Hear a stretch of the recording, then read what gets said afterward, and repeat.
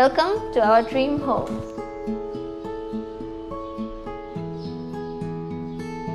Hello ভাইয়া। Hello, কি অবস্থা?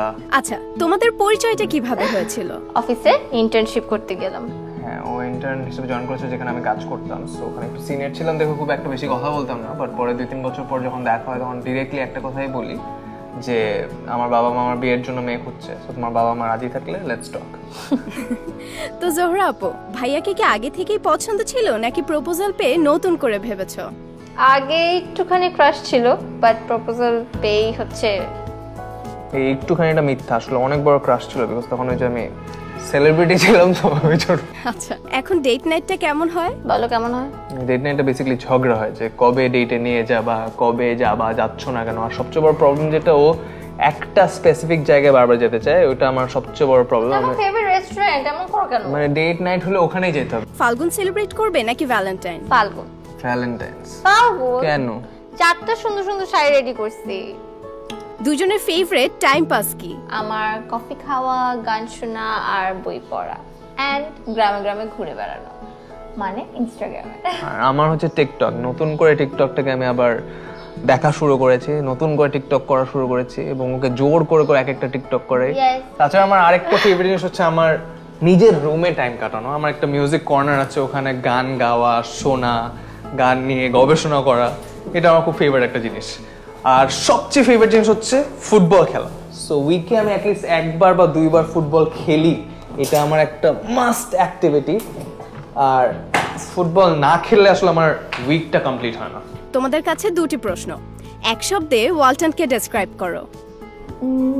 Comfort, convenient. Walton washing machine নিয়ে তোমাদের মতামত? এই ওয়ালটন ওয়াশিং মেশিন আসার পর থেকে আসলে লাইফ অনেক ইজি হয়ে গেছে, বিকজ কাপড় ধোয়া নিয়ে আর কোনো হেল্পিং হ্যান্ড লাগে না। সো লাইফ অনেক ইজি হয়ে গেছে। Now let's go to my favourite corner. জোহরার জন্য একটা গান ডেডিকেট করো।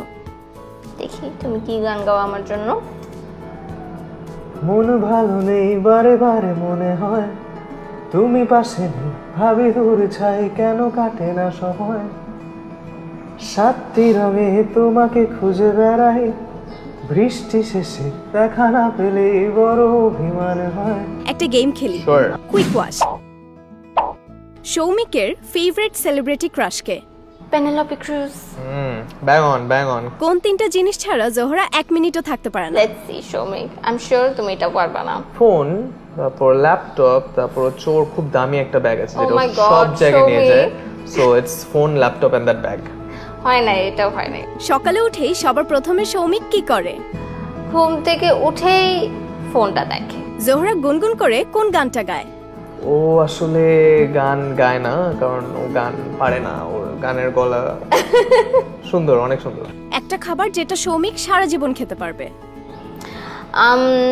I think it will be সুমনের ডাল। ছোটবেলায় জোহরার নিকনেম কি ছিল?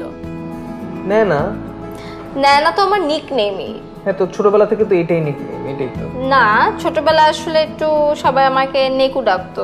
সৌমিক কি নাক ডাকে? সৌমিক নাক ডাকে। ও এখন বলবে একদমই না, একদমই না, একদমই না, প্রুফ দেখাও, বাট ও ডাকে। টিকটকে সৌমিকের সবচেয়ে ভাইরাল ভিডিও কোনটা? কাঁচা বাদাম। প্রচুর আড্ডা হলো, এত ব্যস্ততার মাঝে অনেকটা সময় নিয়ে নিলাম।